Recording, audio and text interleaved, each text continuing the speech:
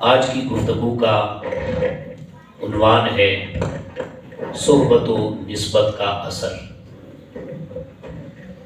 اللہ پاک کے محبوب کریم صلی اللہ تعالیٰ علیہ وسلم کی بارگاہ مقدسہ میں جو سب سے پہلے لوگ ادب کے ساتھ بیٹھنے والے بنے، صحبتوں کا فیض اور اس کا جام پینے والے بنے، ان کو ہم سب گناہگار حضرات حضور کے امتی اور اللہ کا منزل من اللہ قرآن پاک صحابہ کرام کے نام سے یاد کرتا ہے۔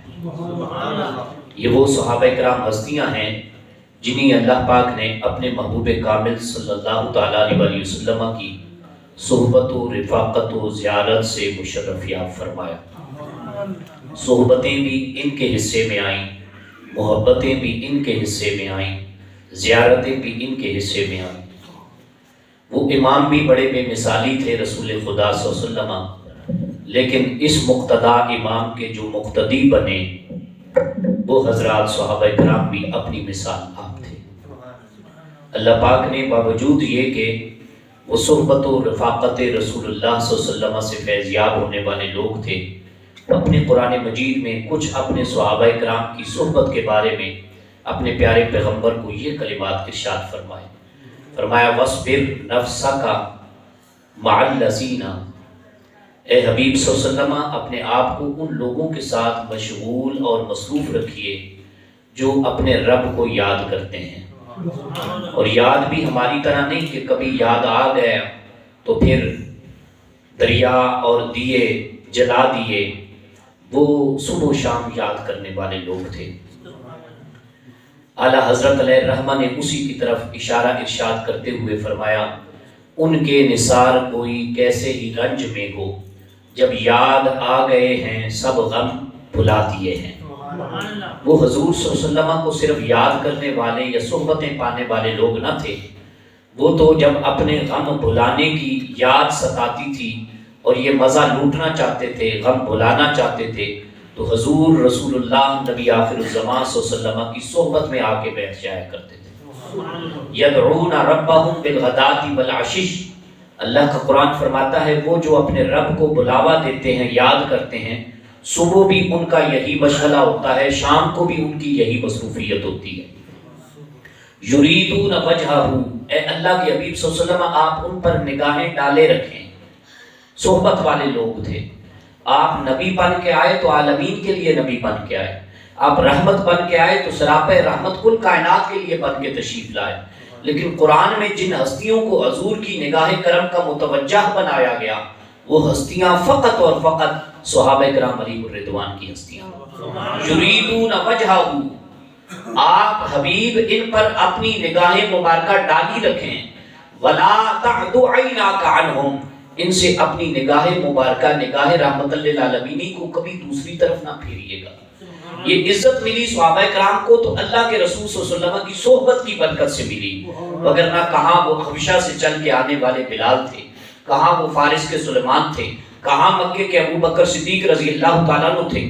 حضور کو پہچاننے سے قبل، حضور کا کلمہ پڑھ کے غلامی میں آنے سے قبل ان کا آپس میں دور دور تک کوئی واسطہ نہ تھا، لیکن جب حضور کی غلامی کا پٹا اور زنجیر اپنے گلے میں ڈال لی، اللہ پاک نے ان کے درمیان بھی بے مثال محبت کا رشتہ پیدا فرمایا۔ اسی لیے مولانا روم رحمت اللہ تعالی علیہ فرماتے ہیں یک زمانہ صحبت با اولیاء بہتر از 100 سالہ طاعت بیریا، ایک ہے کہ 100 سال تک اللہ کی پہچان کیے بغیر، اللہ والے لوگوں کی عارفین کی محفل میں بیٹھے بغیر اللہ اللہ کہنا، نفل پڑھنا، سجدے کرنا، للہیت کی خاطر قرآن پاک کی تلاوت کرنا، فرمایا یہ علیحدہ بات ہے، لیکن ایک ہے کہ چس اور مزہ لے کے، لطف لے کے، اللہ والوں کی عارفین لوگوں کی صحبت لے کے، ان کی نسبت لے کے، ان کا دیدار کر کے، ان کی محفل کا حصہ بن کر، ان کی رفاقت، ان کی صحبت کا رستہ اختیار کر کے پھر اللہ کے رستے میں آ جانا، اس کا ایک لمحہ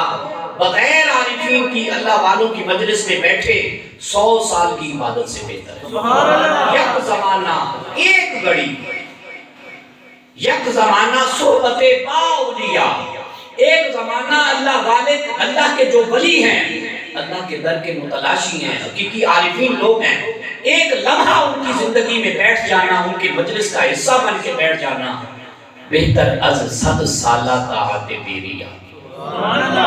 اللہ والوں کی مجلس میں بیٹھے بغیر پکار تو پھر بھی اسی اللہ کو رہے ہو، سبحان اللہ کہتے ہو تو مراد خالق کائنات ہی ہے، سبحان ربی الاعلیٰ کہتے ہو تو مراد کائنات کا رب العلا ہی ہے، لیکن اللہ والوں کی مجلس میں بیٹھو گے تو پھر اللہ پاک ایک لمحے کے نہیں کئی 100 سالوں کی عبادت کا ثواب عطا فرمائے۔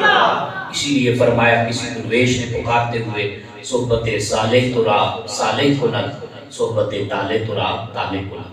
اللہ والوں کی صحبت میں آ کے بیٹھ جایا کرو، اللہ والوں کی مجلس میں آ کر بیٹھو گے، وہ تو نیک ہے ہی صحیح، اللہ کی پکارے جانے کی وجہ سے تم بھی ان کی مجلس کا حصہ بننے کی وجہ سے نیکی کے رستے پر آ جاؤ۔ نیک بندے کی صحبت نیک بنا دیتی ہے، اچھوں کی صحبت اچھا رنگ چڑھاتی ہے، برے بندے کی صحبت میں بیٹھو گے تو جو پلے ہوگا وہ بھی سارا خاک میں مل جائے گا۔ ہم اگر شولوں کے پاس سے گزریں تو حرارت محسوس ہوتی ہے، برف کے پاس سے گزریں تو ٹھنڈک محسوس ہوتی ہے، کسی گلشن باغ کے حصے کے رستے کے مسافر بھی بن جائیں تو باغ و بہار کی خوشبو ہمیں مہکا دیتی ہے، اور اگر ہم کسی کوئلے کی دکان کے پاس سے گزریں تو ہمارے کپڑے جل کر راکھ نہ سہی، ہمارے کپڑوں میں نشانات آگ کے سلگنے کے ضرور پڑ جائیں گے۔ یہی حال اللہ والوں کی مجلس کا ہوتا ہے۔ جب بندہ فیض لینے کی غرض سے، صحبت پانے کی غرض سے، نسبت پانے کی غرض سے اللہ کی یاد کا مسافر بن کر اس راہ کا راہی بن جاتا ہے تو اللہ تبارک و تعالیٰ اپنے صالحین، اپنے ذاکرین، اپنے عابدین، اپنے خاشعین، اپنے قانتین بندوں کی صحبت کی برکت کی وجہ سے، ان کی عروج والی یاد کی برکت سے رستے پر ان جیسی نقالی کرنے والے، ان جیسا بننے والوں کو بھی اللہ بے مثال فیض عطا فرماتا ہے۔ حضرت شیخ سعدی شیرازی علیہ الرحمہ بڑی عظیم المرتبہ شخصیت ہیں، یہ وہ شخصیت ہیں کہ جن کے قاعدے پڑھ کر آج کل عالم دین بنا جاتا ہے۔ جو درس نظامی کا مروجہ رائج النظام حاضر وقت کورس ہے، یہ ان کی کتابیں، ان کے رسالے جب تک نہ پڑھیں تو بندہ عالم نہیں بن سکتا۔ سب سے پہلے ان کی کتاب پڑھائی جاتی ہے قاعدے کے طور پر، ہے فارسی زبان میں، اس کا نام ہے کریمہ۔ پھر ان کی دوسری کتاب پڑھائی جاتی ہے، اس کا نام ہے نام حق۔ یہ دو کتابیں، کریمہ کریم رب کا نام، نام حق حق ذات کا نام، یہ دو کتابیں شروع کریں گے تو پھر بندہ کوئی پراپر عالم دین بن سکتا ہے۔ الحمدللہ ہم نے یہ دونوں کتابیں حفظ کی ہیں اللہ کے کرم سے۔ تو یہ فرماتے ہیں کہ میں ایک مرتبہ حمام کے پاس سے گزرا تو کسی نے مجھے چاہنے والے نے، عقیدت مند نے، ادب کرنے والے نے مجھے مٹی دی۔ کیا؟ مٹی دی، خاک کی پڑیا دی۔ تو میں نے اس پڑیا کو کھول کے دیکھا کہ بیچ میں دیکھوں کہ کوئی زعفران ہے یا کیا چیز ہے۔ کہتے ہیں میں نے کھول کے دیکھا تو وہ مٹی کی مٹی ہے، لیکن جب اسے ناک کے قریب کر کے سونگھنا چاہا تو اس مٹی سے خوشبوؤں کے غلے آ رہے۔ میں نے اس مٹی سے سوال کیا، سوال کیے بغیر رہ نہ سکا۔ میں نے کہا تو مٹی ہے یا مشک ہے یا عنبر ہے یا کستوری ہے؟ اللہ والے تھے، اللہ والوں سے اللہ کی جو بنائی گئی اشیاء ہیں وہ بھی باتیں کرنا شروع کر دیتی ہیں۔ تو کہتے ہیں مٹی نے مجھے اشارتاً، زبان تو نہ تھی مٹی کی، ہے تو بے زبان چیزیں، لیکن اشارتاً مجھے جو پتہ بتایا معرفت کی صورت میں، مٹی نے کہا میں ہوں تو مٹی ہی، نہ میرا کستوری کے ساتھ تعلق ہے، نہ میں مشک ہوں، نہ میں عنبر ہوں، لیکن چند دن کے لیے میں گلاب کی صحبت سے مشرف یاب ہو کے آ رہی ہوں۔ یعنی باغ میں سے مجھے منگوایا گیا ہے، باغ میں سے مجھے پڑیا کا حصہ بنایا گیا ہے، باغ میں سے نکال کر کھود کر مجھے چند دانوں، چند ذروں کی شکل میں آپ تک پہنچایا گیا ہے۔ تو فرماتے ہیں میں سوچنے پر مجبور ہو گیا، اگر باغ کے ایک گلاب کے پھول کا اتنا کمال ہے، چند دن تک مٹی ہو کر بھی نہ مشک ہے، نہ عنبر ہے، نہ زعفران ہے، نہ کستوری ہے، چند دن تک اس کی صحبت میں رہی ہو، اس کے بعد کا حصہ رہی ہو، اگر وہ بھی گلاب کے پھول کا، مشک کا، عنبر کا، زعفران کا پتہ دیتی ہو تو ایسا کیسے ہو سکتا ہے کہ بندہ اللہ والوں کی صحبت میں رہے اور اسے اللہ والوں جیسا پرانے نہ چڑھ سکے۔ امداد المشتاق کی کتاب ہے، دوسرے مسلک کے عالم دین مولوی اشرف علی تھانوی صاحب نے لکھی ہے۔ ہم ان لوگوں کا نام بھی ادب سے لیتے ہیں کیونکہ ہمارا اختلافی نقطہ نظر اپنی جگہ پہ، لیکن جو بات دلیل کی ہو تو غیر سے دلیل ملے تو پھر بڑی بات ہے۔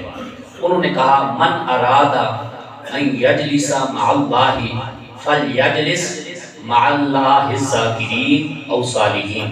کہتے ہیں اگر تو چاہتا ہے اللہ والے کی مجلس میں بیٹھے، اللہ کی مجلس میں بیٹھے، تو فرماتے ہیں اللہ تو اب بے ریا ہے، بندہ اس کو دیکھ نہیں سکتا، وہ دیکھنے سے پاک ہے، وہ سمتوں سے پاک ہے، ہم اس کو دیکھ نہیں سکتے۔ اللہ کہیں ایک جگہ معاذ اللہ موجود ہو تو ہم اس کی مجلس میں بیٹھ سکیں، لیکن کہتے ہیں من اراد ان یجلس مع اللہ فلیجلس مع ذاکرین او الصالحین۔ کہتے ہیں اللہ کی مجلس میں بیٹھنے کا اگر کوئی خواہش مند بننا چاہتا ہے، اس کا ایک رستہ تجھے مولوی ہو کر بتاتا ہوں۔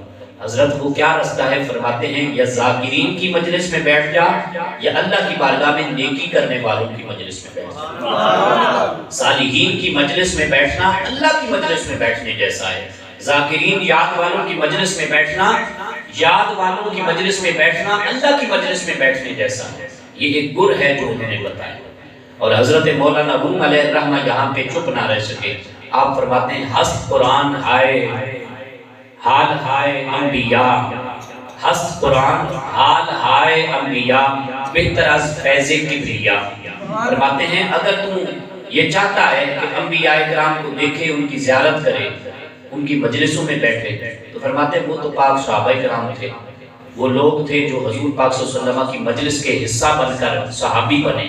اب تو صحابی تو نہیں بن سکتا، حضور کا ظاہری زمانہ حیات شریف بھی نہیں کہ تو حضور کی صحبت کا حصہ بن سکے، تو پھر بہتر یہ ہے کہ تجھے ایک رستہ بتاتے ہیں۔ مولانا روم علیہ الرحمہ فرماتے ہیں تو قرآن پاک میں انبیاء کے احوال پڑھا کر، قرآن پاک میں جو انبیاء کی داستانیں لکھی ہوئی ہیں، ان کے تذکرے لکھے ہوئے ہیں، ان کے حال احوال، ان کی باتیں لکھی ہوئی ہیں، ان کی جو تدریس کی باتیں ہیں، ان کے جو اجتہاد کی باتیں ہیں، ان کے جو مشغلوں کی باتیں ہیں، ان کے جو جہاد کی باتیں ہیں، وہ پڑھا کر جب وہ پڑھے گا، اللہ والوں کی باتیں پڑھنا قرآن سے یوں ہی ہے جیسے اللہ والوں کی مجلس میں، اللہ کے انبیاء کی مجلس میں بیٹھنا ہے۔ فرماتے ہیں ان کے تذکروں سے اللہ والوں کی صحبت کا مقام و مرتبہ ملتا ہے۔ آپ دیکھیں نا کہ دانا دانا ہوتا ہے، لیکن جب کھیت کا حصہ بنتا ہے، ہوتے دانے دانے ہیں، بظاہر ایک دانا، کئی سو دانے، ہزارہ دانے، لاکھوں دانے، اربوں خربوں دانے، کروڑا دانے، دانوں کو گنا نہیں جا سکتا، ہوتے دانے ہیں۔ یہ نہیں کہ 7 دانے ہیں، 10 دانے ہیں، بالی میں سے سٹے میں سے نکلتے ہیں۔ زمیندار بیٹھے ہیں، میں جھٹکی سی مثال آپ کو دے رہا ہوں۔ دانا ہمیشہ علیحدہ ہوتا ہے، زیادہ سے زیادہ جڑنے والے ہیں تو 2 دانے جڑیں گے، اور اگر دانوں کا آپس میں ملاپ کر دیا جائے 3 دانے کوئی بوری میں سے یا پورے کھیت میں سے جڑے ہوئے ہوں گے۔ دانا اپنی علیحدہ علیحدہ شکل میں ہوتا ہے، لیکن دانے کو دانا کہتے ہیں۔ لیکن جب وہ بہت سارے دانے ایک مجلس کا، ایک کھیت کا حصہ بن جاتے ہیں تو کسی کو دانا نہیں کہتے، ہم کھیت کہتے ہیں۔ قطرہ قطرہ ہوتا ہے پانی کا، لیکن دریا کا حصہ بن جائے تو پھر اس کو بھی ہم دریا ہی کہتے ہیں، اس کو کبھی پانی کا قطرہ، بولے بولے پانی کا قطرہ۔ یہی بات ہے، بندہ گناہگار ہوتا ہے، فوراً سے نیک بھی نہیں بنتا، لیکن اللہ والوں کی مجلس میں بیٹھنا شروع کر دے تو پھر اللہ کی یاد آتی ہے، اللہ کے بارے میں تصور بنتا ہے، ذہن اسی فکر میں، اسی ذہن تصور میں لگ جاتا ہے۔ آہستہ آہستہ وہ راہ جو اللہ والے ذاکرین کی راہ ہوتی ہے، اللہ کے مجاہدین کی راہ ہوتی ہے، اللہ کے غازیون کی راہ ہوتی ہے، اللہ کے عاملین بندوں کی راہ ہوتی ہے، اللہ سے ڈرنے والے خاشعین بندوں کی راہ ہوتی ہے، آہستہ آہستہ ان کا رنگ چڑھنا شروع ہو جاتا ہے۔ رنگ چڑھتے چڑھتے، رنگ چڑھتے چڑھتے پھر بندہ ایسے ہو جاتا ہے کہ بندہ وہ نماز پڑھتے ہیں تو بندہ بھی نمازی بن جاتا ہے، وہ صدقہ و خیرات کرنے والے بنتے ہیں تو بندہ بھی ہاتھ سے نکالنے والا بن جاتا ہے۔ ایسا نہیں ہوتا وہ نماز پڑھ رہے ہیں تو بندہ گھر کی راہ چل رہے، وہ دے رہے ہوں صدقہ و خیرات تو بندہ مٹھی اور دل بند کر دے گا، ایسے نہیں ہوتا۔ کسی کے دیکھا دیکھی نقالی کرتے ہوئے بھی بندہ راہ راست پر آ جائے، اس کو اللہ اور اس کے رسول کا فیض تصور کیا۔ رسول اللہ صلی اللہ علیہ وسلم کے اصحاب پاک وہ ہیں جن کو سفینہ نجات کہا گیا۔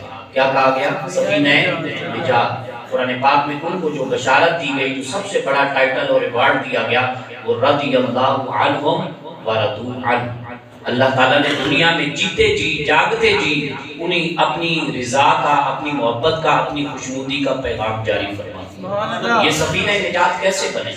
نبی پاک صلی اللہ علیہ وسلم نے ارشاد فرمایا، جس نے مجھے دیکھا اور جس نے میرے دیکھنے والے کو دیکھا، وہ ایسے ہے کہ جیسے اس نے حق کی ذات کو پا لیا اور جیسے وہ میری شفاعت کا حقدار ٹھہرا۔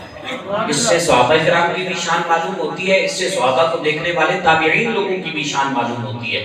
حضرات صحابہ کرام رضوان اللہ علیہم اجمعین وہ ہستیاں ہیں جنہوں نے حضور پاک صلی اللہ علیہ وسلم کے دیدار پاک کو پایا، حضور پاک صلی اللہ علیہ وسلم کی زیارت کی۔ آپ دیکھتے ہیں کہ پھر حضور مصلی امامت پر نہیں ہوتے تھے تو آپ کے مقتدا، آپ کے صحابہ کرام کے امام کون بنے؟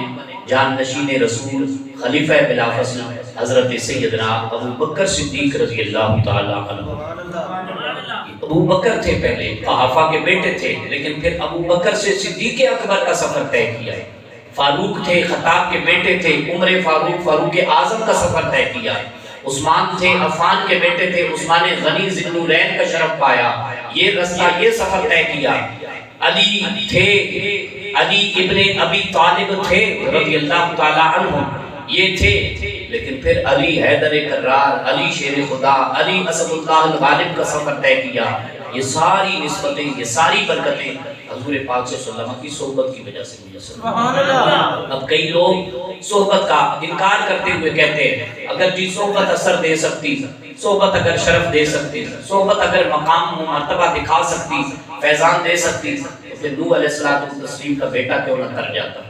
اس کا تو قرآن مجید میں اعلان موجود ہے۔ ہم لوگ چونکہ قرآن مجید سے اندھے ہو چکے ہیں، قرآن مجید سے واقف نہیں ہیں، جو سوال کرتے ہیں پہلے دیکھیں کہ اس سوال کو کرنے سے پہلے دیکھیں کہ اس کا جواب اللہ کے قرآن نے دیا یا نہیں دیا۔ اللہ کے قرآن نے اس کا جواب دیا۔ قال صحابی الی جبل یعصمنی من الماء قال لا عاصم اليوم من امر اللہ الا من رحم وحال بینہم الموج فکان من المغرقین۔ یہ جواب موجود ہے، سوال کرنے سے پہلے ہی اللہ کے قرآن نے 15 صدیاں پہلے امت کے غلاموں کو جواب دے دیا۔ وہ کیا جواب ہے؟ وہ کنعان جو بیٹا تھا نوح علیہ السلام کا، نوح علیہ السلام کا لوگ کہتے ہیں اگر بیٹا ہونے کا اس کو نسبت فائدہ نہیں دے سکی تو پھر ہمیں کیا فائدہ دے گی کسی کا مرید بننے سے، کسی کی مجلس کا اور کسی کی مجالس کا حصہ بننے سے۔ آپ یہ تو دیکھیں کہ وہ نوح علیہ السلام کا بیٹا جس کا نام تھا کنعان، وہ کنعان نوح علیہ السلام کے رستے پر تھا، نوح علیہ السلام تسلیم جیسا تھا، وہ حق کے دائی تھے، وہ اللہ کے پیغمبر تھے، وہ بلند مرتبہ نبی تھے۔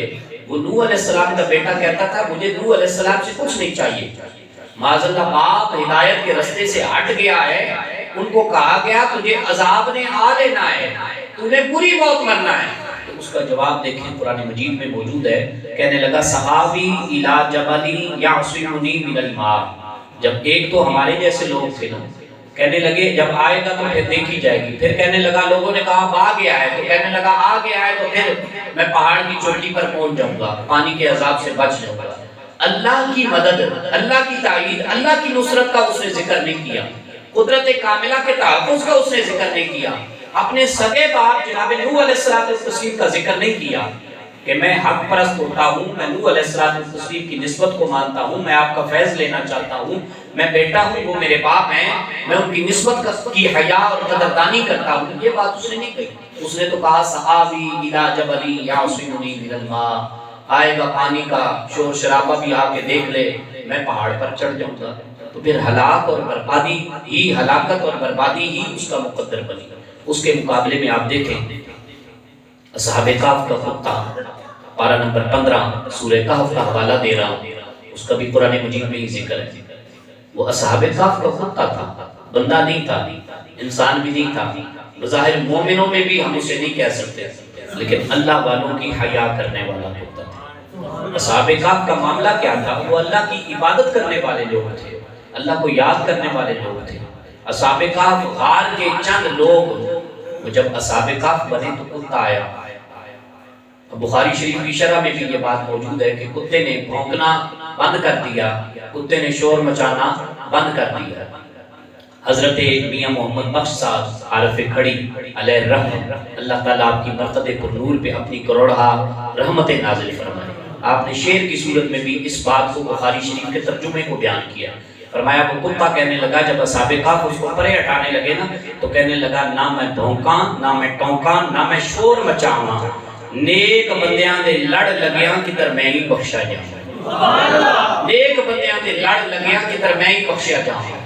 جب انہوں نے کہا نا پرے ہو جا تو کتا ہے، تو وہ کہنے لگا آپ مجھ سے ڈر اور خوف نہ کریں، میں کتا ہوں لیکن مجھے سمجھ ہے یہ اللہ والوں کی بارگاہ ہے، ہوتا ہو کر بھی ولی اللہ کی، اللہ کے ذاکرین کی، اللہ کے ہم نشینوں کی، اللہ کے مجلس کو یاد کرنے والوں کی پہچان رکھتا ہوں۔ ایسا نہیں ہے کہ آپ کو ہی بھونکنا شروع کر دوں، میں تو آپ کی بارگاہ میں بیٹھا ہوں تو غیروں کو بھی بھونکنا بند کر دیتا ہوں، آپ کی مجلس کا ادب کرتا ہوں، آپ کی مجلسوں کا حیا کرتا ہوں۔ بھئی بیٹھا کیوں ہے پھر؟ تم نے نہ بھونکنا ہے، نہ ٹونکنا ہے، نہ شور بچانا ہے، ہماری مجلس میں کیوں بیٹھا ہے؟ کہتے ہیں مجھے کتا ہو کر بھی پتا ہے آپ پر اللہ کے ذکر کا اثر ہے، آپ پر اللہ والوں کی یاد کا رنگ چڑھا ہوا ہے۔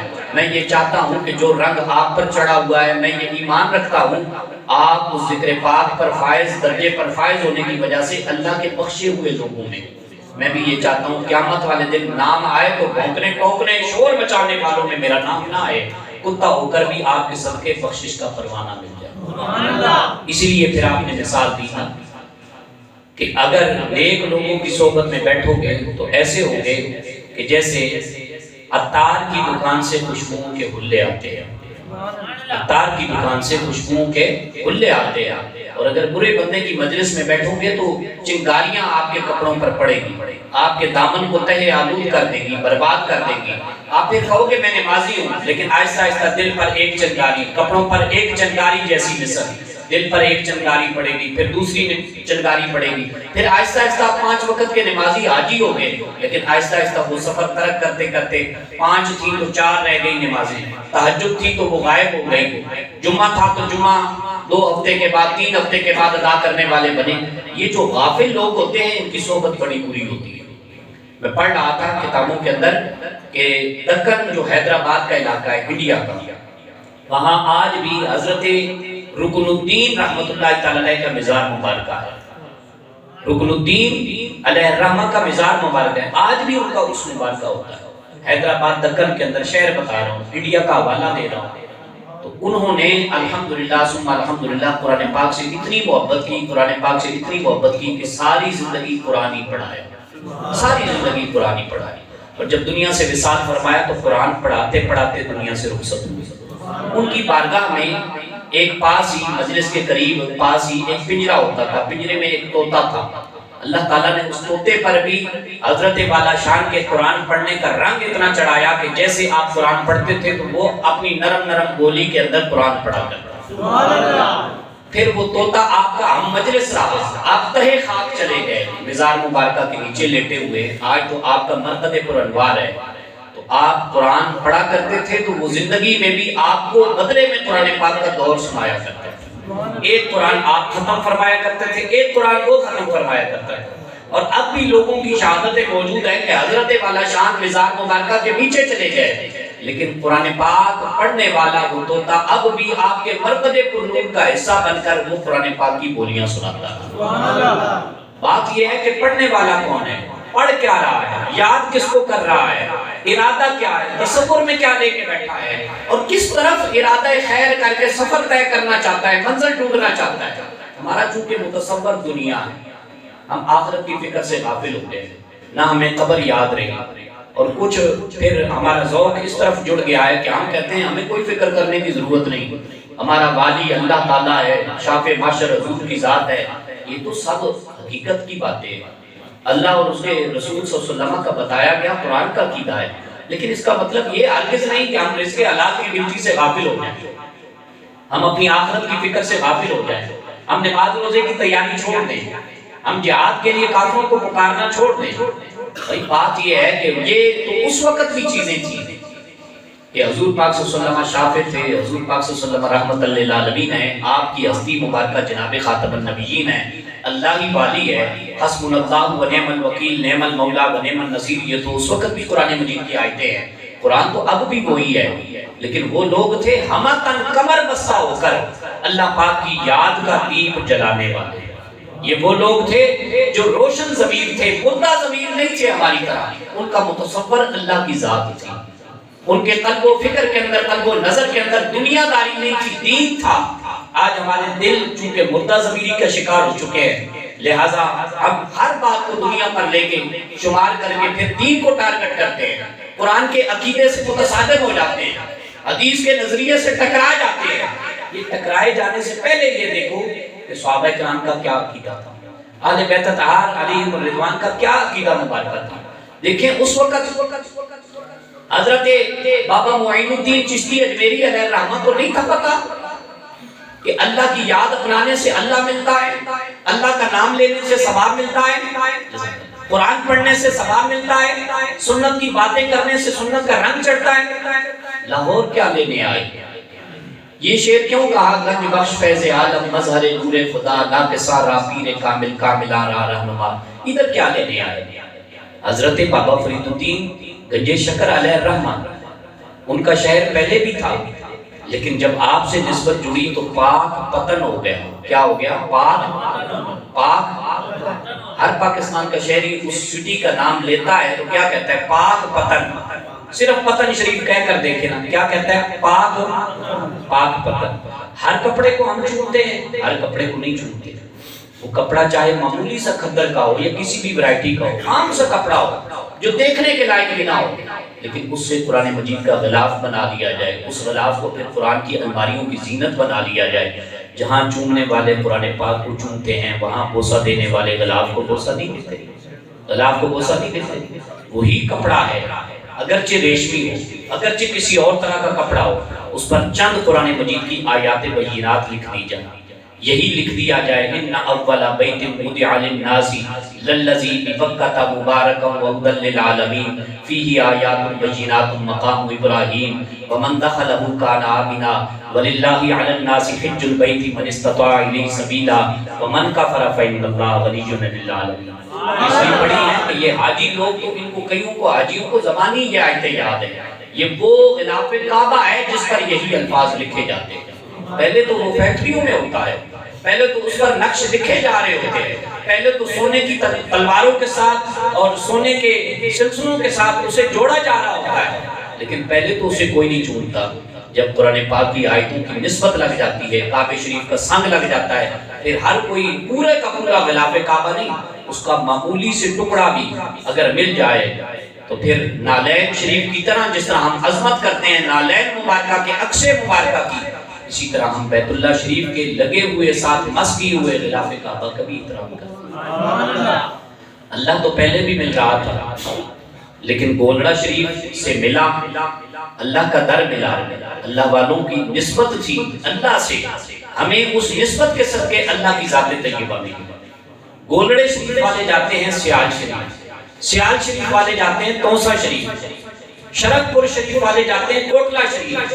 یہ میں مثال دے رہا ہوں، بڑے بڑے پاکستان کے پنجاب کے آستانے، آپ بر صغیر پاکستان کو چھوڑ کر ہندوستان کے آپ علاقوں کو لے لیں، ایک اللہ کا ماننے والا، سچا سچا عبادت گزار، اللہ کا خوف رکھنے والا بندہ دوسری درگاہ پر کیا لینے جاتا ہے؟ اللہ تعالیٰ کی ذات طیبہ تو مسجدوں میں بھی مل جاتی ہے، قرآن پڑھنے سے بھی مل جاتی ہے، یہ صرف نسبت کا فیض لینے کی وجہ سے۔ جب نسبت مہر کی طرح ہوتی ہے، جب مہر پکی ہو جائے تو پھر اللہ کا بندہ پکا ہو جاتا ہے۔ جب شیطان گمراہ کرنے آتا ہے تو اللہ کی مدد اللہ کے بندوں کی شکل میں مظہر بن جاتی ہے، یہ مظہر مدد خدا لوگ بن جاتے ہیں۔ یہ اپنی طرف سے کچھ نہیں دیتے، نہ ان کی کوئی مجال ہے، نہ ان کی کوئی طاقت ہے۔ یہ مشرکانہ عقیدہ ہے کہ بندہ کہے مجھے سیال شریف کا آستانہ اپنی طرف سے دے رہا ہے، مجھے گولڑا شریف کا آستانہ اپنی طرف سے نواز رہا ہے، مجھے توسا شریف والے اپنی طرف سے تار رہے ہیں۔ یہ کسی سنی کا اہل محمد کا اہل اسلام کا عقیدہ ہے تو یہ شرک ہے، یہ بدعت ہے، یہ گمراہی ہے، یہ کفر ہے۔ لیکن اگر کوئی کہے اللہ کی منظور نظر ہستیاں ہیں، اللہ کا ذکر کرتے کرتے اس بلند درجے مقام پر پہنچ چکی ہیں، اب یہ اللہ کا نام لیتے ہیں تو اللہ ان کی بھی سنتا ہے، ہم گناہگاروں کی بھی سنتا ہے، لیکن چونکہ درجے میں بڑے ہیں، مقام و مرتبے میں بڑے ہیں، روحانیت میں بڑے ہیں، تر و تازگی میں بڑے ہیں، ایمانیت میں آگے پہنچے ہوئے ہیں، اس لیے جب ان کے سنگ لگ جاتے ہیں تو ہم پھر بیڑا اپنا کارتے نہیں ہیں، بیڑا اپنا ضائع نہیں کرتے، ہماری کشتیاں ہماری نو پار لگ جاتی ہیں، ہماری نو پار لگ جاتی ہیں۔ آپ کسی بھی حوالے سے دیکھیں، حضرت امام جعفر الصادق رضی اللہ تعالیٰ عنہ کے بعد آنے والے لوگ تبع تابعین بنے، انہوں نے تابعین ہستیوں کا انکار نہیں کیا، جو تابعین ہستیاں تھیں انہوں نے صحابہ کا انکار نہیں کیا، صحابہ نے انبیاء کا انکار نہیں کیا، انبیاء نے رسول خدا صلی اللہ علیہ وسلم کا انکار نہیں کیا۔ یہ کی چین، یہ نسبت کا صحبت کا پتہ دیتی ہے۔ جب تک صحبت سچی نہ ہو، بندے کا نام لینا بے شک اللہ تعالیٰ کا نام لینا ہے، قرآن و سنت کی بولیاں پڑھنا ہے، لیکن دین ویسے سمجھ میں نہیں آتا۔ ہم دیکھیں نا کہ دنیا کا ایک علمی نظام ہے، اس کا تسلسل ہے، یونیورسٹیوں کا ماحول لے لو، تدریس کا ماحول جامعات کی شکل میں، علماء بننے کی شکل میں لے لو، ہر کوئی پڑھنے والا ڈائریکٹ گھر سے یا ماں کے پیٹ سے پڑھ کر نہیں جاتا، پہلے بیٹھتا ہے، دو زانوں بیٹھتا ہے، وضو کر کے نیک جگہوں پہ حاضر ہوتا ہے، دو زانوں ہو کر ادب کے ساتھ بیٹھتا ہے، نگاہیں جھکاتا ہے، استاد کہتا ہے پڑھ بسم اللہ الرحمن الرحیم، شاگرد کہتا ہے بسم اللہ الرحمن الرحیم۔ نام تو وہ ہے جو شاگرد کو گھر سے بھی لے لینا چاہیے، لیکن جب استاد پڑھائے تو اس میں برکت ہوتی ہے، جب اپنی طرف سے پڑھا جائے تو وہ کام بے شک اللہ کا نام ہے، لیکن اس میں اتنی تیزی کے ساتھ برکت نہیں ہوتی۔ اس لیے میں یہ نہیں کہتا کہ کسی کے مرید بنو تو دنیا میں ترقی کی غرض سے، اولاد لینے کی غرض سے، کاروبار کی چمک دمک کی غرض سے، اللہ والوں کی مجلس کا حصہ بنو، ان کے ہم نشین بنو، ان کے صحبت والے بنو، اس لیے کہ ان کی بارگاہ سے پھر اللہ پاک کی یاد کے جلوے نصیب ہوتے ہیں، اور اسی کا حوالہ، اسی کا حکم اللہ کے قرآن نے خود دیا ہے۔ کئی لوگ کہتے ہیں جی یہ مسئلہ جو آپ بتا رہے تھے فلاں ممبر پر فلاں تقریر میں فلاں حوالہ دیتے ہوئے، آپ نے فلاں حوالے دیے، آپ نے فلاں بزرگوں کی باتیں کی، آپ نے قرآن کا نام نہیں لیا، آپ نے قرآن سے نہیں بتایا۔ قرآن سے بھی بولے والے بھائیو یہ سن لو، یہ قرآن مجید کیا کہتا ہے، یا ایھا الذین آمنوا اتقوا اللہ وکونوا مع الصادقین، اے ایمان والو ڈرو اللہ تعالیٰ سے اور سچوں کے ساتھ ہو جاؤ۔ اللہ تعالیٰ کا ڈر آ جائے تو بندہ متقی بن جاتا ہے، بندہ متقی بن جاتا ہے۔ اب اس کے بعد پھر سچوں کے ساتھ ہونے کی کیا ضرورت ہے؟ سچے تو بندے ہی ہوتے ہیں، رب کی ذات تو ویسے ہی سچی ہے۔ اللہ نے یہ نہیں فرمایا میرے ساتھ ہو جاؤ، اللہ سے ڈرو میرے ساتھ ہو جاؤ، اللہ سے ڈرو رسولوں کے ساتھ ہو جاؤ، اللہ سے ڈرو سچوں کے ساتھ۔ سچوں کے ساتھ جب بندہ لگ جاتا ہے تو اللہ کے ڈر میں پھر کاملیت بھی آ جاتی ہے، قابلیت بھی آ جاتی ہے، حقیقت بھی آ جاتی ہے، معرفت بھی آ جاتی ہے، شریعت بھی آ جاتی ہے، طریقت بھی آ جاتی ہے، سنت بھی آ جاتی ہے، اور سب سے بڑھ کر علم کے ساتھ ساتھ سچوں کے ساتھ ملنے سے بندے کے نظام زندگی کے اندر تربیت آ جاتی ہے۔ یہی تربیت، یہی شریعت، یہی طریقت، یہی سنت، یہی حکمت کا آسان سا نام ادب ہے۔ ایک نام اگر بتائیں نا کہ طریقت کیا ہے، شریعت کیا ہے، حقیقت کیا ہے، معرفت کیا ہے، تربیت کیا ہے، عبادت کیا ہے، ان ساری چیزوں کو یکجا کر کے ایک لڑی کے اندر، ایک لفظ کے اندر پرو کر بتائیں کہ وہ کیا چیز بنتی ہے تو وہ ادب بنتا ہے۔ وہ کیا بنتا ہے؟ ادب بنتا ہے۔ ادب تک جو پہنچے ہوئے ہیں وہ ہمیں بتائیں گے کہ ادب کیسے کریں۔ امام اعظم ابو حنیفہ علیہ الرحمہ جیسی ہستی نے ادب کر کے بتایا۔ حضرت مالک بن دینار رحمۃ اللہ تعالی علیہ کا نام سنا ہے؟ بولے نا، سنا ہے؟ مالک بن دینار رحمۃ اللہ تعالی علیہ کوئی ہمارے جیسے نکمے بندے نہیں تھے، مولوی صرف نہیں تھے کہ مدرسے سے پڑھ کے 8-10 سال کے بعد مولوی بن گئے تو کہا اس مولوی صاحب نے کتابیں پڑھی ہیں شاید معرفت کے لیے ان کی آنکھیں نہیں کھلی۔ ان کا دل بھی روشن تھا، ان کی آنکھیں بھی کھلی ہوئی تھی، وہ اللہ کی معرفت کا جام پینے والے لوگ تھے۔ ایک بندہ آ گیا تو اس نے اللہ کے ذات کے حق ہونے پہ اور اللہ کے رسولوں کے برحق ہونے پہ آپ سے مناظرہ کیا، کہنے لگا میں نہیں مانتا تمہارا خدا ایک ہو سکتا ہے، میرا خدا ایک نہیں ہے۔ آپ نے انتظار فرمایا، حکمت والے لوگ تھے، اور قرآن کا بھی یہی طریقہ ہے کہ کسی پر چڑھائی نہ شروع کر دیں، ادعو الی سبیل ربک بالحکمت والموعظۃ الحسنۃ۔ آج تو یہ ہے نا کہ ہم ہر جگہ کھڑے ہو کر واز پیش کرنا شروع کر دیتے ہیں۔ قرآن کا فارمولہ کچھ اور ہے۔ قرآن نے 2 طریقے بتائے، پہلا طریقہ حکمت کا بتایا جس کا آج فقدان ہے، کمی ہے، مولانا لوگوں کی تبلیغ میں بھی اس چیز کی کمی ہے۔ ادعو الی سبیل ربک بالحکمت، اللہ فرماتا ہے میرے رستے کی طرف لوگوں کو دعوت دو، لیکن پہلا راستہ حکمت کا اپناؤ، دوسرا راستہ مواعظ حسنہ کا اپناؤ۔ آج تو مجلس میں کھڑے ہو کے نقیب محفل بھی کہہ دیتا ہے مولانا کو فلاں حضرت کو فلاں علامہ کو دعوت دے رہا ہوں، یہ اپنے مواعظ حسنہ سے ہمیں نوازیں، کہہ دیتے ہیں، بولے تو صحیح، کہہ دیتے ہیں نا فلاں حضرت کو دعوت دے رہا ہوں، یہ اپنے مواعظ حسنہ سے نوازیں۔ مواعظ حسنہ سے پہلے قرآن کی ترتیب دیکھو، اللہ کے قرآن کی آیت کی ترتیب دیکھو، اللہ کا قرآن کہتا ہے مواعظ حسنہ بعد میں ہے، تبلیغ بعد میں ہے، پہلے حکمت ہے۔ تو آپ حکمت والے لوگ تھے، قرآن کے اس فلسفے کے پیروکار تھے، متبع لوگ تھے، تو آپ نے فرمایا میرے اللہ کو ایک نہیں مانتا، تو آپ نے یہ نہیں فرمایا کہ میری مجلس سے دور ہٹ جا، تو اللہ تعالیٰ کو ایک ہی نہیں مانتا، اتنا گستاخ ہے میرے رب کی توحید کا، میرے رب کو موحد نہیں مانتا، آپ نے فرمایا بیٹھا رہے۔ اس نے تھوڑی دیر کے بعد معاذ اللہ پھر گستاخی اور زیادہ کر دی، اس نے کہا میں اللہ کے نبیوں کو بھی نہیں مانتا کہ وہ اللہ کے نبی ہیں، وہ تو بندے ہیں ہماری طرح ہی تو کھاتے پیتے ہیں۔ آپ نے فرمایا اچھا ہے، آپ نے فرمایا تو اپنا دعویٰ مجھے لکھ کے دے سکتا ہے؟ اس نے کہا نہیں، میں بڑی مجلس کے اندر زبانی پیش کر رہا ہوں، نہ میں تمہارے رب کو مانتا ہوں، نہ جن رسولوں کو تم مانتے ہو مالک بن دینار میں ان کو رسول مانتا ہوں۔ آپ نے فرمایا اچھا ہے، میں ساری مجلس کے اندر دعوے دار ہوں کہ مالک بن دینار، دینار کا پتر مالک، جس کو دنیا پہچانتی ہے دینار کے بیٹے کے نام سے، میں اللہ کو بھی ایک مانتا ہوں، اللہ کے ہر رسول کو جو منزل من اللہ ہے، اللہ کی طرف سے آیا، اس کو حق جانتا ہوں۔ آپ نے کہا کہ یہ